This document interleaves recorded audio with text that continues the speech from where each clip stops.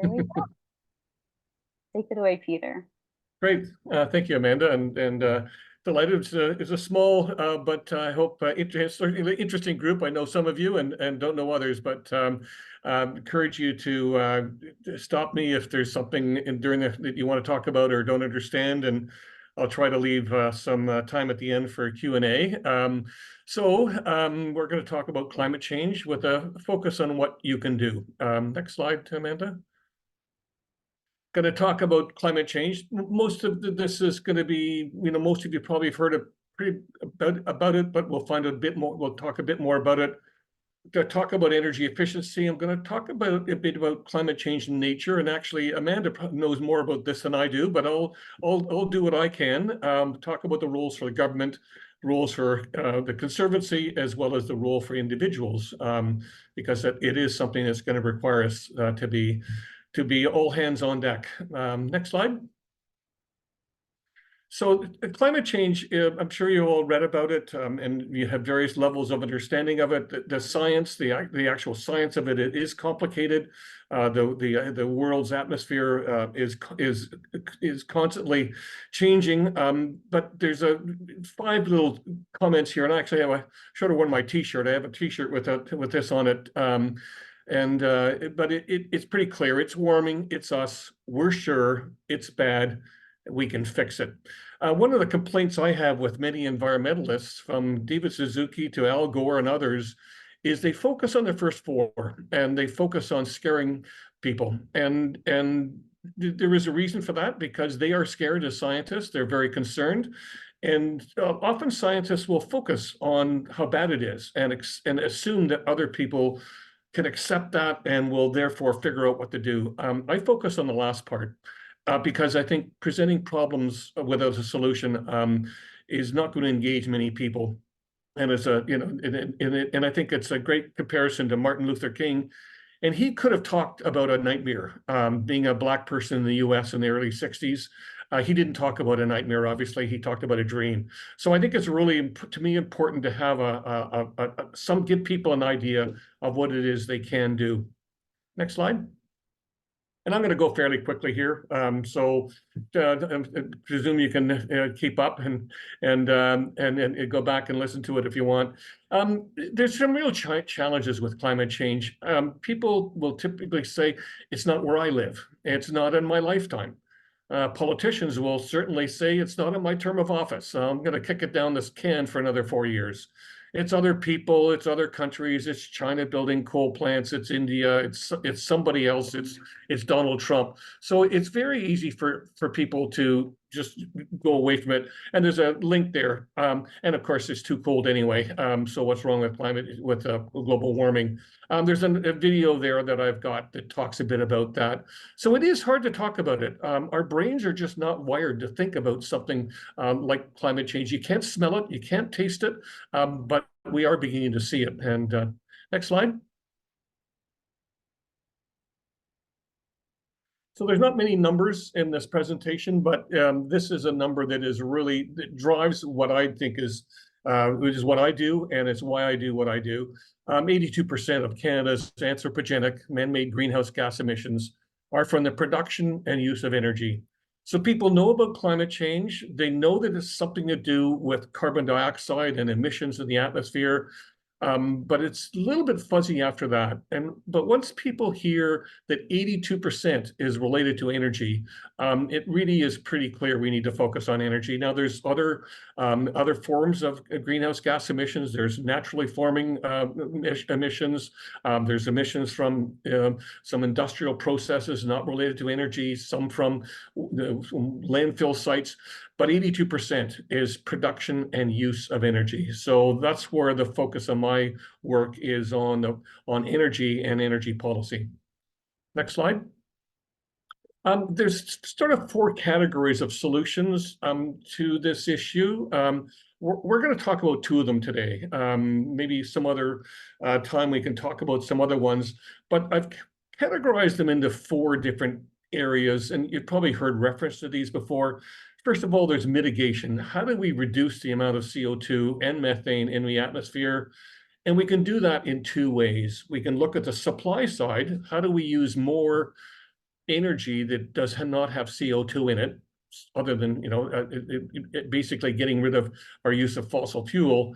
And the demand side, how do we just use less energy to start with, all forms of energy? And there's a little asterisk beside that because we're going to talk about that one. There's adaptation. It's sort of changing the infrastructure, saying climate change is happening. We better change our buildings and our roads and our transmission systems and everything else because climate change is happening. We're not going to talk about that today, but could be a subject for a whole other process, a whole other webinar.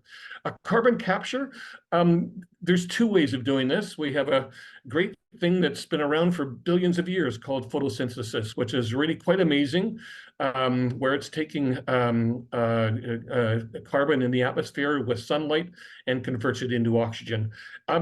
Humans are still trying to do this, and they're trying to do it in a lab, but they have to do it at high temperature and high pressure. Photosynthesis, of course, happens at atmospheric temperature and atmospheric pressure, and it's an amazing process. So we're going to talk about the natural process a bit, but there is something that you're probably reading a bit about, and that's the man-made carbon capture, storage, and utilization, CCUS. And the oil industry is putting a lot of money and hope that that's going to be a solution. And then finally is carbon removal. This is a bit more exotic, a little bit more scary. This is anthropogenic geoengineering, putting things into the air or into the water that'll try to capture CO2. We're not going to be talking about that as much either, but it's pretty scary. But there's more research being done on that because people are quite concerned that we're going to need to be able to somehow remove more of that carbon than we can in other ways. Next slide. So we do have this problem. We do have a lot of carbon left in the world. We probably, estimates are we need to leave a whole bunch of carbon in the ground, probably a third of our oil, half our gas, and 80% of our coal. Estimates, this is worth trillions of dollars. And this is on the balance sheets of fossil fuel companies, of Exxon and Shell and Suncor. So this is pretty scary, that we're going to have to try to convince private companies to leave stuff in the ground that they currently are valuing on their financial statements, and the value of their shares is based on that. The problem is even more difficult than that because we also have to try to convince non-democratic countries, Saudi Arabia, Venezuela, Russia, that they also need to leave their oil in the ground. And so this is a huge, huge issue, a huge problem. All we can do is say, yes, this is where we are at, and this is what we got to do. But we do have unburnable carbon. We just cannot burn up all the carbon. Our atmosphere would not be able to take it. Next slide. So I love these quotes. This is a great one. The Stone Age came to an end not because we had a shortage of stones, and the oil and gas age will come to an end not because we have a lack of oil. And you might think this quote came from David Suzuki or or Al Gore or some climate expert. Next slide. Actually from a former Saudi Arabian oil minister. So we are going to have to leave this stuff on the ground, and some people in even oil-rich states like Saudi Arabia do recognize that we are going to have to go beyond oil, and that we just can't afford as a society, as a world, to burn all the carbon that we could. Next slide. So this is really complicated. I love data, and I love representations of data, and there won't be a test on this one, but it's an energy flow chart for Canada, and it's really interesting to me. It's showing on the left, it's got the different forms of energy. We got uranium, natural gas, and oil, and we got imports and exports coming in and out.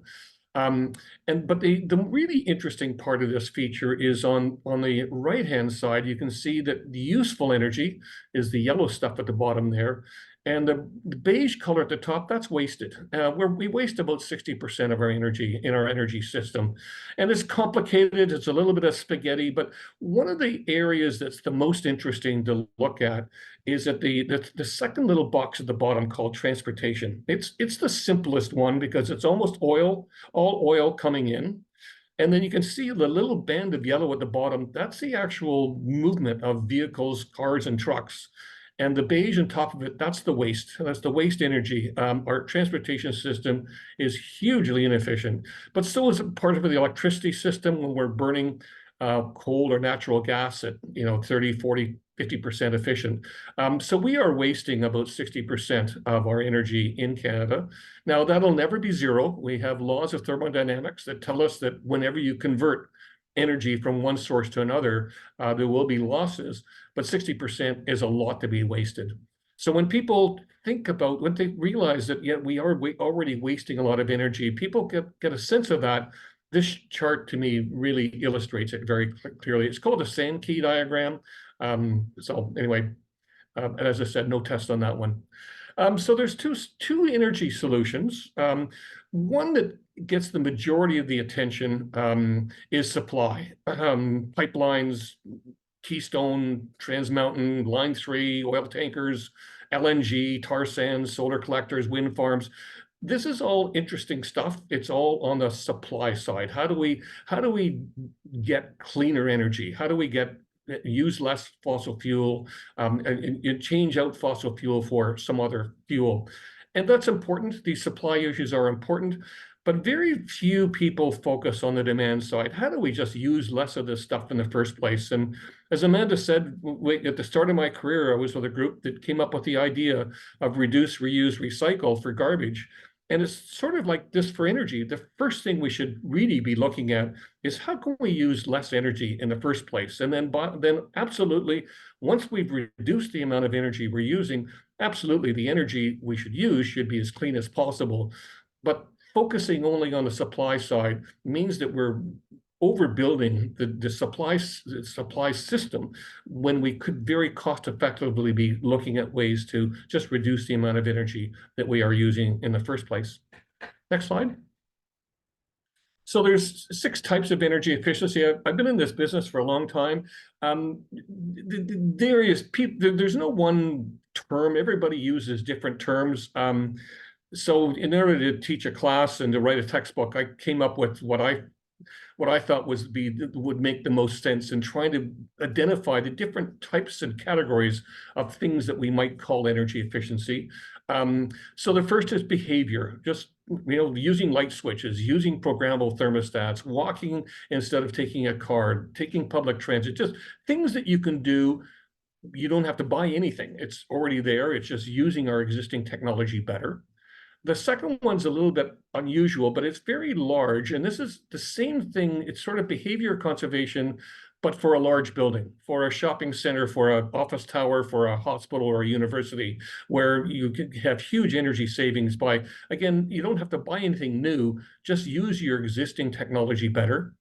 The third is technical. This is energy efficiency. This is this is better light bulbs and better heating systems, more efficient appliances. So that's pretty straightforward. Demand response is something we have in Ontario where we encourage people to use electricity when we've got lots of it and it's clean, and charge more when we don't have as much, and we tend to use fossil in those peak times. And I'll come back to that a little bit. The fifth one is becoming more and more important. It's fuel substitution, and this is electric vehicles and heat pumps. So this is people deciding that they're going to get rid of their their gasoline-powered car or their natural gas heating system and put in an electric one. So it sounds a little bit like the supply side, but for people that organize our electricity system, they don't know what's happening. They just know, well, somehow we're using less gasoline and less natural gas.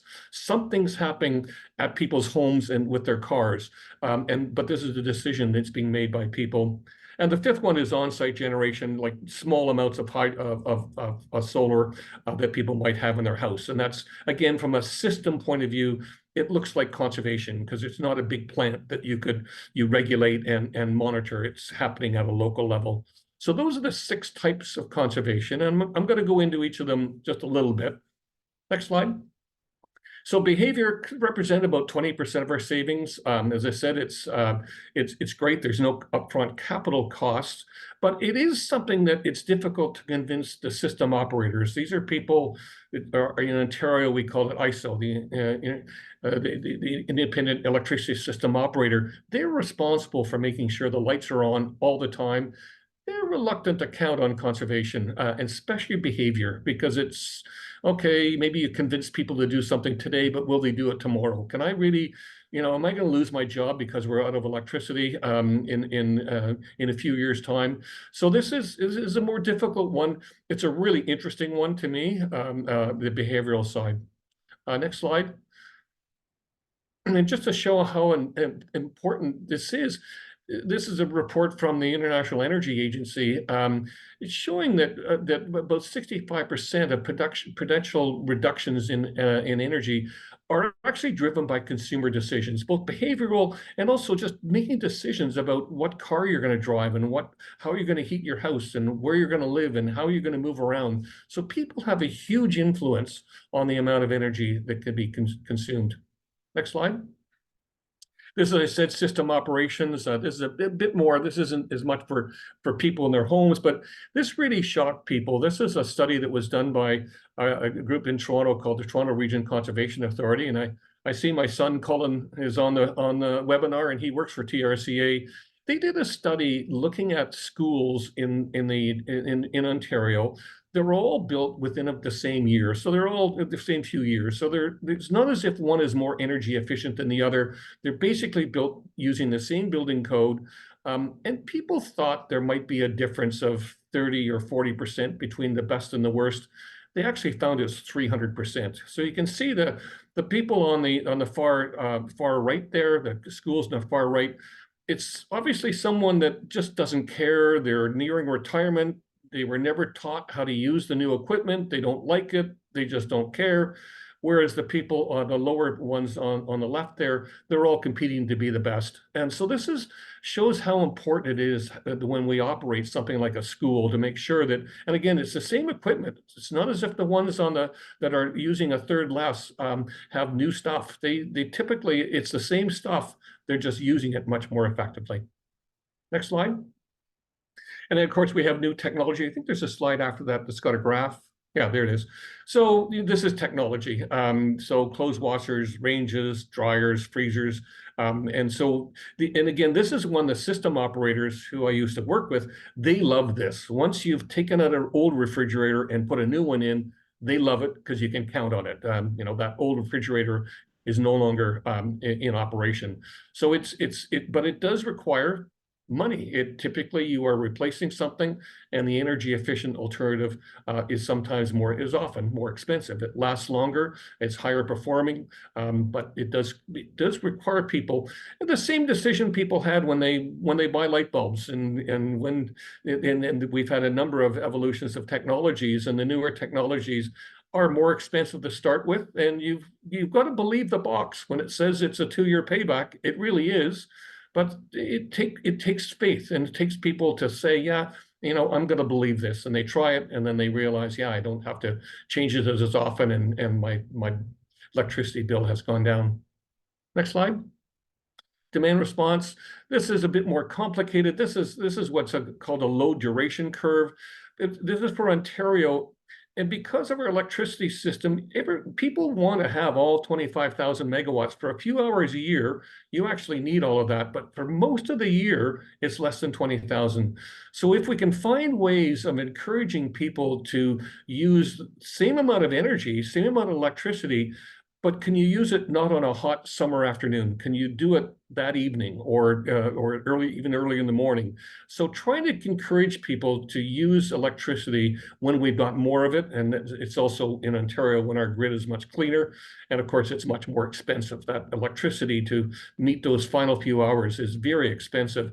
So demand response, it's been going on in industry for many years, and again, with our time of use meters in Ontario, people are given a financial incentive to say, yeah, if you can postpone drying your clothes or washing your dishes until after 8, that's good for you, and it's good for our electricity system. So it's another way of another type of energy efficiency.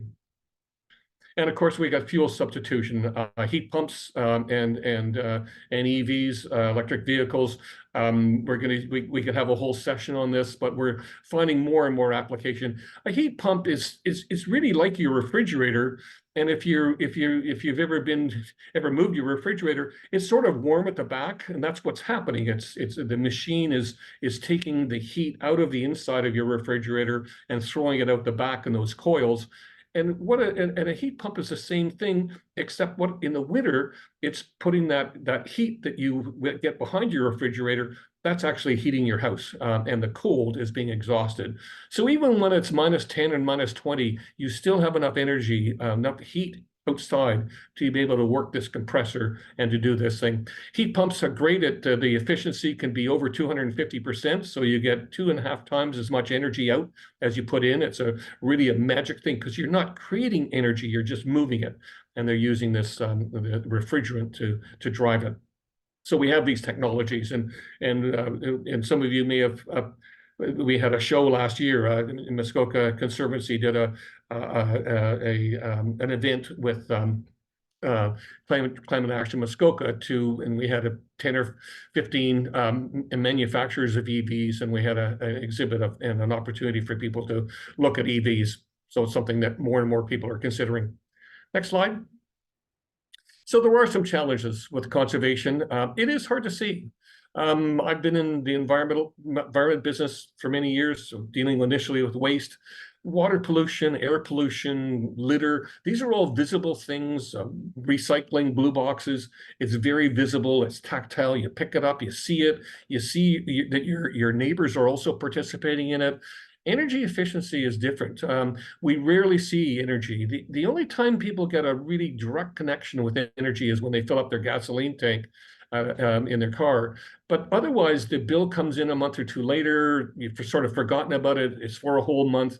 So people they don't get a sense of energy. It's not as immediate, and it's not as visible and tactile. Next slide.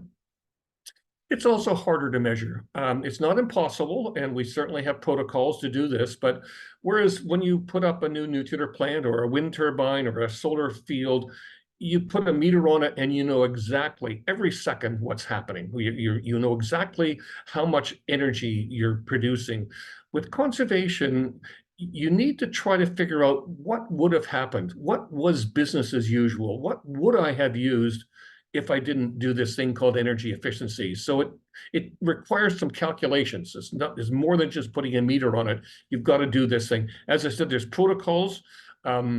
Typically, people can spend up to 3 and even 5% of a program budget to try to do this evaluation side, this measurement side. But it is really important, obviously. But it is a bit harder. The third one is that it requires all of us to be involved. This is not going to be solved just by government. I've been with a government agency. They have a role, but so do individuals, so do large companies, so do countries around the world. It's really going to require us all in. And the opposite of this was something called the Montreal Protocol, which was great, very successful program, initiative where countries, manufacturers, scientists, academics, environmentalists got together in Montreal 20 years ago and decided they really need to do something about ozone. And the manufacturers, were making products. They had some more expensive ones, but they said, this is going to be pretty expensive. The countries said, well, if we start to all buy this stuff, what would the price come down to? And the price came down, and even developing countries got involved. So it was a very successful initiative, and it didn't require people to change their lifestyles, didn't require people to figure out which products are good for ozone and which are bad. It was something that could be solved by 200 people in a conference center in Montreal. Climate change is not going to be like that. It's going to require us all to have a role. Next slide.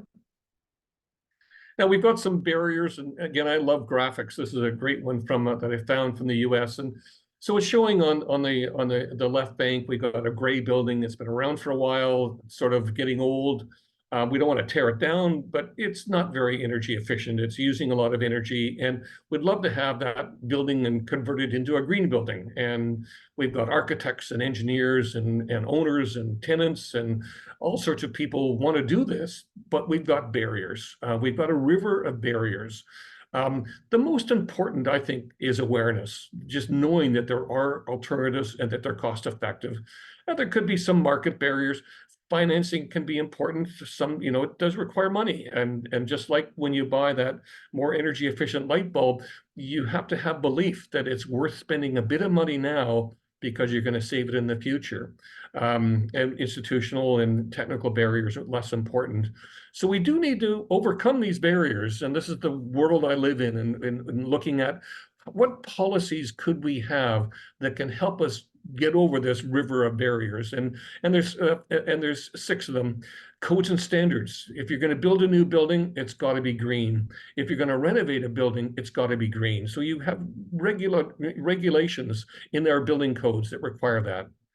You have targets set by companies, by countries, by provinces, by cities, by individuals to say, this is what my objective is, this is where I am now, this is where I want to be. Awareness is, again, just building up awareness, having people talk about what they're doing and how they can achieve it, and have companies celebrate what they've done and how they've reduced their emissions.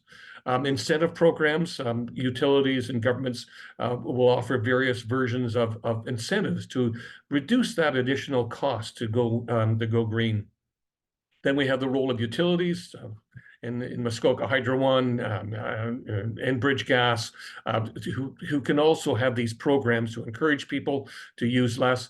And then the final one is the step is capacity building. We're going to need people that can actually help design this and these new systems and these new buildings and do the improvements, contractors and people that can evaluate the programs. So we are going to need to make sure we have the capacity to get us over to that green right shore.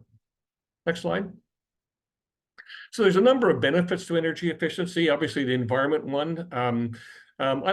I like little acronyms. So this is the 3 E's. And I usually start when I talk to people, especially politicians, but just generally, I talk about employment as the first E. Energy efficient is labor intensive.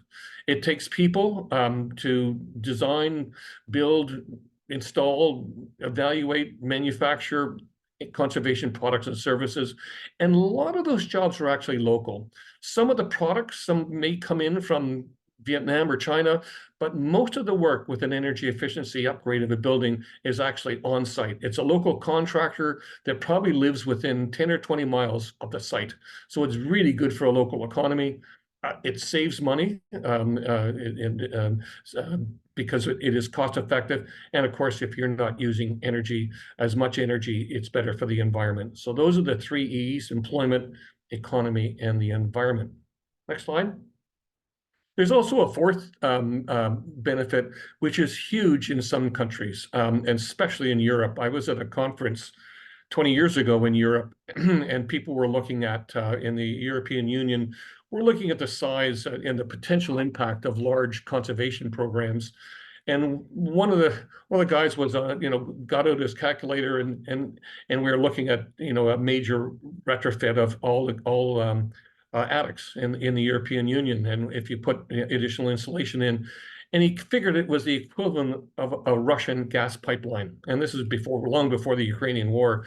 This has become a huge issue in Europe. It's probably more than the other 3. This is the biggest benefit they see to conservation, is it increased energy security. Canada, we are blessed with the resources we have, both hydro and nuclear, as well as fossil fuels. So this is not an issue in Canada, but it is a huge issue for people in many other parts of the world. Next slide. Employment benefits, as I said, it's local. This is a report that was done based on a retrofit that was done on the Empire State Building a few years ago. It was a $20 million project, saved $4.5 million a year, 38% energy reduction, so which is typical what we see in these retrofits. But the thing they also looked at is jobs, and they looked at the number of jobs that were created by that retrofit, and they compared it to coal, solar, and wind. And as you can see, it is very labor intensive. And again, a lot of that labor would be local in New York to do the upgrades of the windows and the mechanical system, the electrical systems. Next slide. Study that was done a few years ago by a group called Efficiency Canada looked at the potential impact on GDP and savings and jobs and climate. Next slide. So this is a very complicated chart, and it's too small for you to read, but you can see the colors, and the colors are really interesting. This is a report that was done by McKinsey, very famous consulting company, and they looked at the cost of reducing carbon. And again, you can see a bias. I really like information that's presented in graphic form. So what they did is they lined up, they identified about 50 things that could be done to reduce carbon. And they said, okay, well, how much carbon could be reduced? And that's the thickness of each of those bars. And they said, what's the cost of it? And they did something called life cycle cost. And so the line in the middle is zero. So the things on the lower left are negative life cycle cost, and the things on the upper right are positive life cycle cost. So the really interesting feature of it is that the blue stuff, mostly the below the line blue, that's energy efficiency, and the green and the purple and the red, that's supply. That's carbon capture and storage. That's nuclear. That's solar, wind, low carbon coal.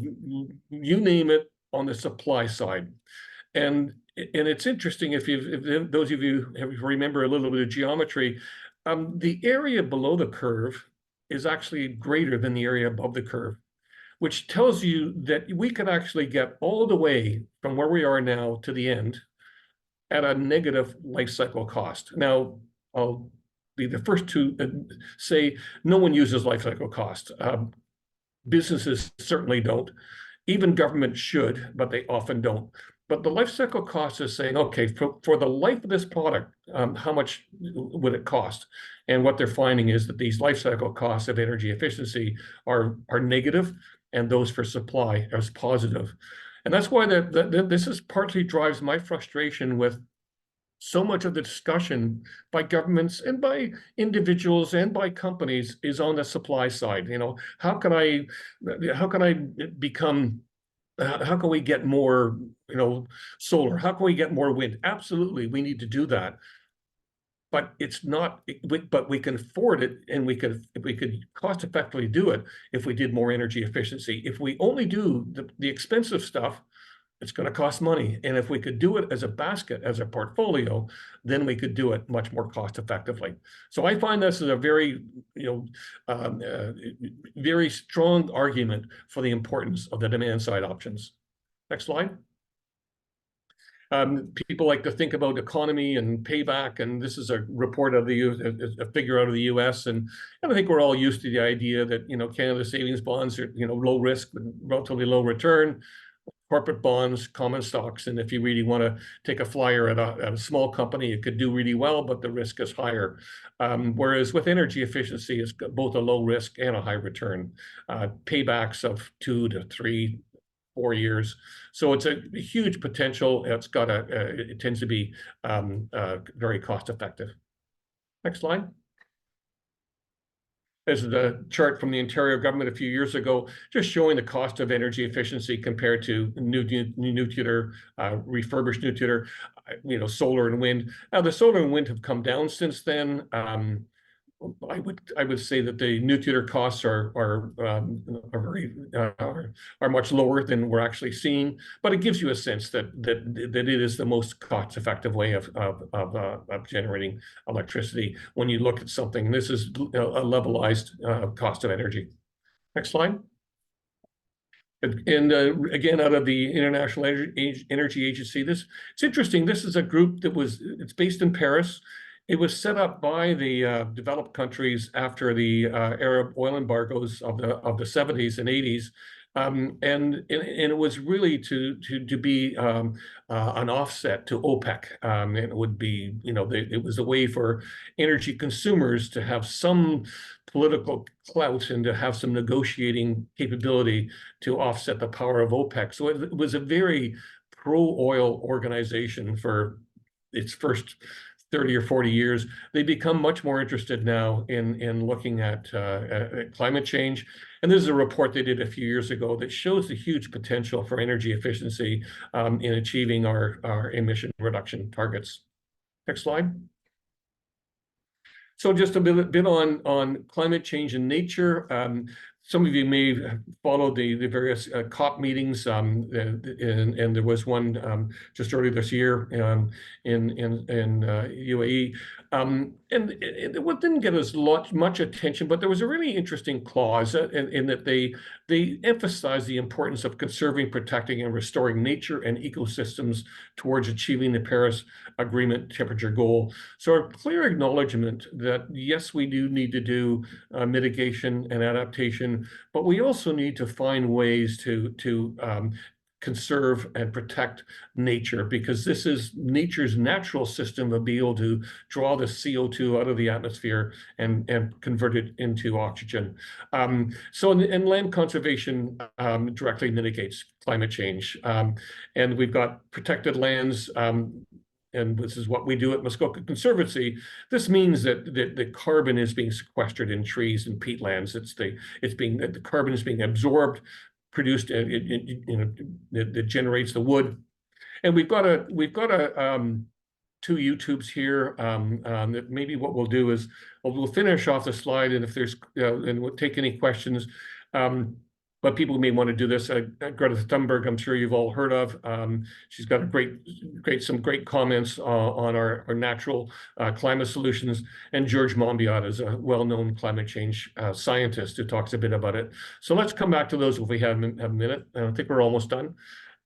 So I won't go into details here, but this is what the world I work in. What can governments do? And in my career, I've been an advocate telling governments what to do. I've run companies that try to do what the government wants to do. And I've been with two government agencies trying to do what I thought government should do. And then I've been teaching it. So it's important to have conservation strategies with a leading role for conservation as part of an energy strategy. We really don't have a national energy strategy in Canada. We absolutely need one. We're talking about it around the edges.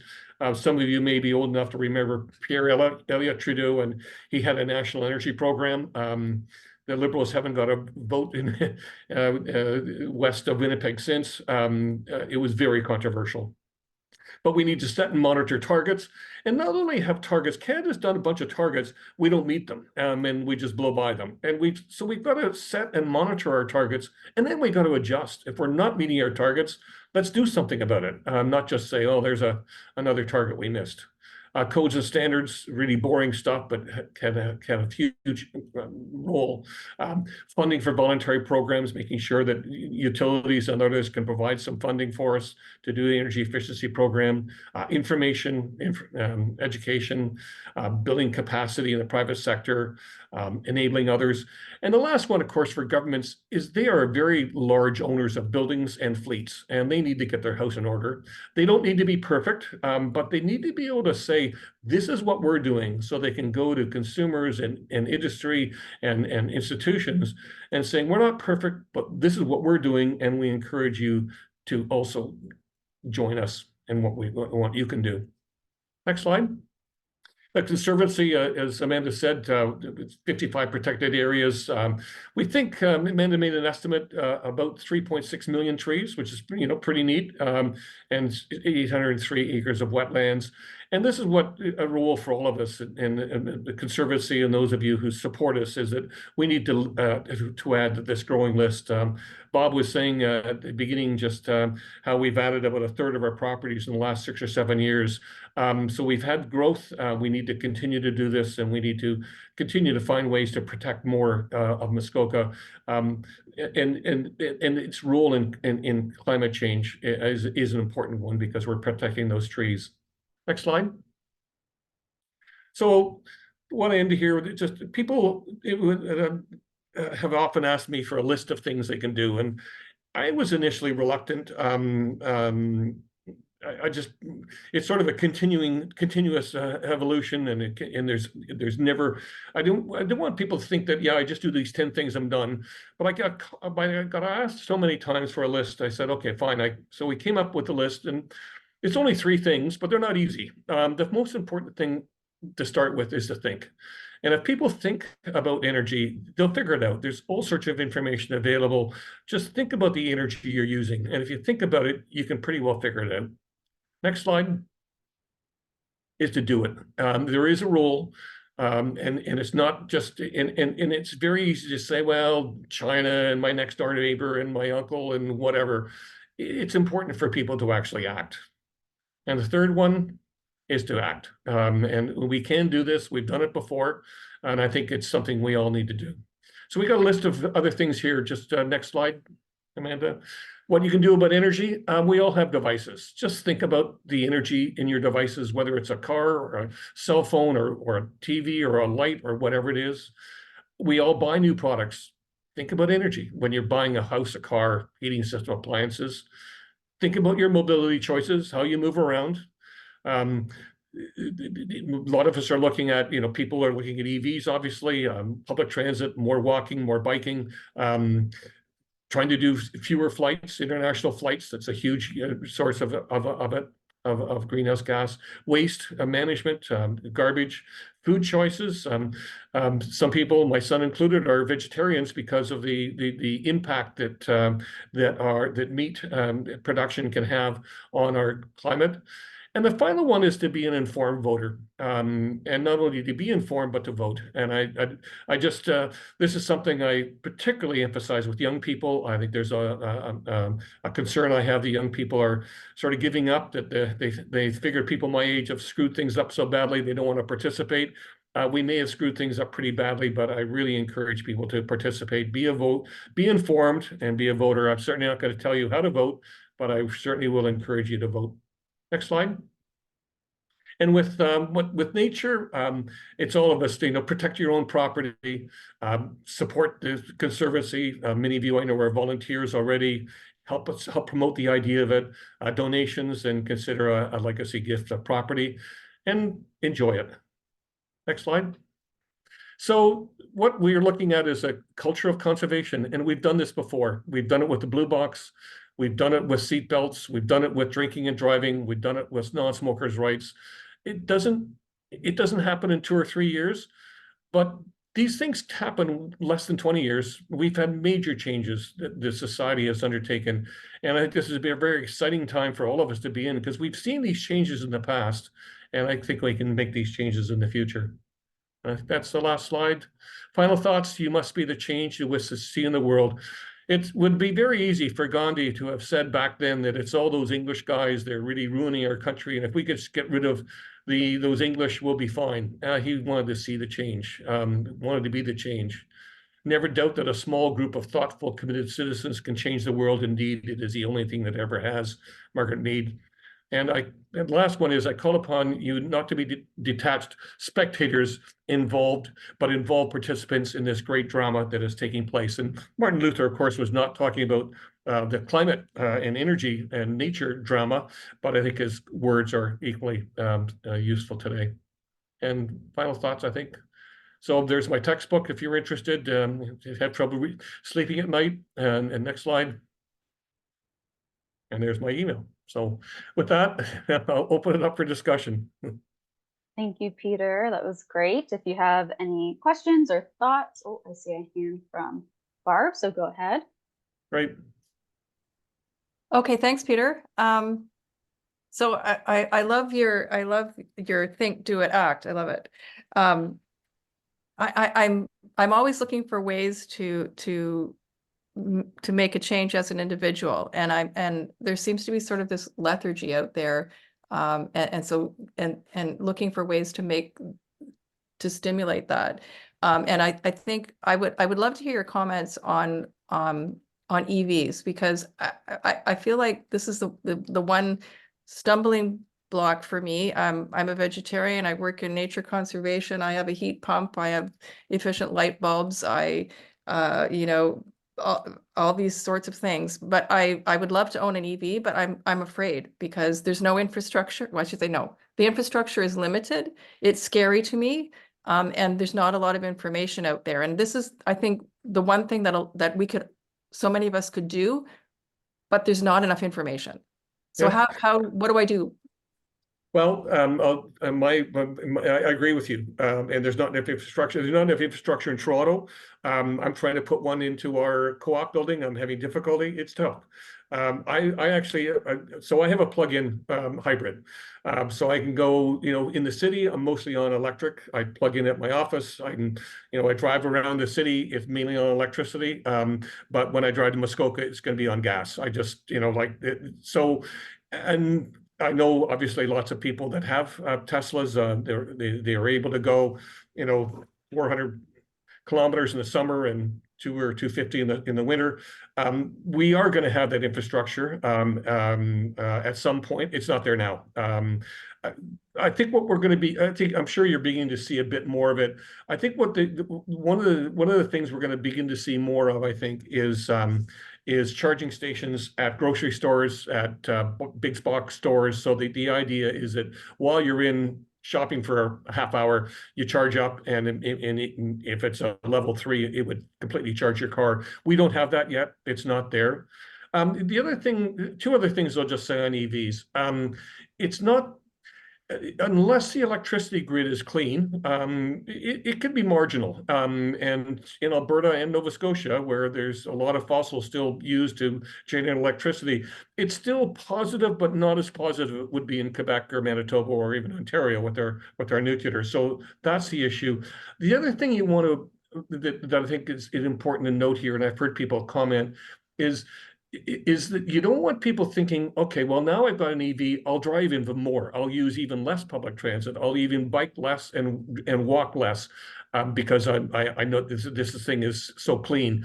I hope people don't go there. The EV is part of a solution, but using public transit, biking is also part of the solution. So I think the infrastructure, it is a chicken and egg. It is not there yet. And to be quite, if you were totally an urban person living in Halifax, you could probably get away with it pretty easily. I'm sure there's charging station in Halifax. Lunenburg, probably not so much. But it is coming. I have a place in Thornbury, and there's now 3 or 4 charging stations in the community. So I use that, but at this point, yes, I've gone for a hybrid, a plug-in hybrid. So it goes 50 kilometers on electricity and the other 400 on gas. Great. Any other questions? Feel free to put them in the chat as well. So, Amanda, it's Bob here. I have hidden myself, or you can see that I'm talking. I can see you, yeah. I can't find myself any longer. I didn't know whether I was still here. Peter, our house is an old house. It's heated by natural gas, hot water radiators. Yeah. My understanding is that a heat pump cannot be used in that situation. Am I right, or is there a way to adapt a heat pump? No, you could do it. Well, first of all, most contractors, even if you had a furnace, a forced air furnace, they're going to tell you not to buy a heat pump because they don't know what, they haven't taken training. It's a pain in the butt, and they've just been selling this stuff for 40 years, and they don't want to change. So it is, first of all, even if you had a gas furnace, it's hard to find a contractor that will help you. There are heat pumps that can also do what you've got is what's called a hydronic system. So you can do it. I just heard there's a program on CBC radio called What on Earth, and it's on Sunday, and the episode this last Sunday was all on about heat pumps, and they talked about there was a calculator there that showed you the cost effectiveness of doing a heat pump across different parts of the country. By and large, it made sense everywhere. The only exception was Alberta, especially northern Alberta, because of the electricity is expensive and the gas is cheaper, but everywhere else in Canada. But it's a matter of finding a contractor. I'll see if there's a mechanical contractor in Muskoka that would be good. People are starting to come up with and a group I'm just dealing with now. They've identified people that would be useful resources. I'll see who they recommend for Muskoka, and I'll send it up to you. And That'd be awesome. Thank you. yeah. We got a few messages in the chat as well. So Lauren shared a resource from the District of Muskoka about electric vehicles from their monthly Climate Corner blog. So I've got that link here, and I can share it when I send out the link to the recording to everyone as well. And Okay. Colin said thank you. Linda has a question. Go ahead. So if I could just make, I'm not muted, good. Just two quick comments. One regarding heat pumps. I'm part of a group in Muskoka where a number of us have heat pumps. Some of us have used Kegel and I'm in Halliburton. I'm happy to share that resource. Great. Having installed a heat pump and had it for 4 or 5 years, it is remarkably efficient. Cost savings have been great, and you just need someone who really understands how to put it into an older home, and it's totally doable, my understanding. And second, as an EV owner, I hear your angst around the infrastructure. But I have to say that living in Muskoka with an EV, our range it's an Ioniq 6. The range in the summertime is 600 kilometers. We can go to Toronto and back. All our charging, almost all of our charging is done at home, except in the winter when we're doing Toronto and back. The 400 series highways are excellent. So it's coming, and it's doable. I really appreciate your comments though about this we have to look at active transportation and build that infrastructure at the same time, not just switch out our driving habits for more vehicles on the road. But thank you for a wonderful webinar, Peter. Thank you. Thanks for those comments and insights. I'm not seeing any other questions right now. But thank you so much, Peter. I really like your answers to what people can do, which is to just keep thinking about it and act on it and just do the things that they can do to help it. So I really like that focus. And Good. I don't see any other questions coming in. So Peter has his information there. If you ever have another question that comes up, you can reach out to him or reach out to us at the Conservancy. But thank you so much, everyone, for joining today. And we'll get this posted on YouTube for others. Okay. Thank you, Amanda. Thanks for organizing it. Thanks, Good to see you. everyone. Thank you so much, All right. Peter. Thanks, Peter. All right. Take care, everyone.